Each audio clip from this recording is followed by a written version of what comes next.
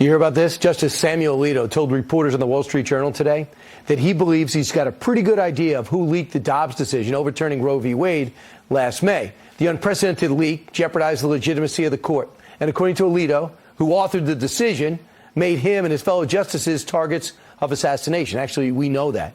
Alito's revelation comes 3 months after the marshal of the Supreme Court announced that they were unable to find the leaker.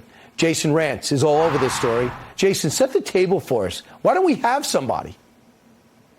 We likely don't have someone right now because there didn't seem to be so much of a rush to find the leaker. It benefited the Democrats at the time. But as you said, Samuel Alito tells the Wall Street Journal, quote, "I personally have a pretty good idea who's responsible, but that's different from the level of proof that is needed to name somebody." So as a result of all of this, as you pointed out, their lives were threatened. He continued by saying, those of us who were thought to be in the majority, thought to have approved my opinion, were really targets of assassination. It was rational for people to believe that they might be able to stop the decision in Dobbs by killing one of us. And of course, there was an assassination attempt or a plot that was thwarted. Now, while we don't know who's responsible yet, we can make some assumptions. It's someone working for the court, because that January investigation revealed that they didn't think it was likely someone like hacking into the IT systems from outside of the court. And if the leaker is still there working for the Supreme Court, this is going to put pressure on them.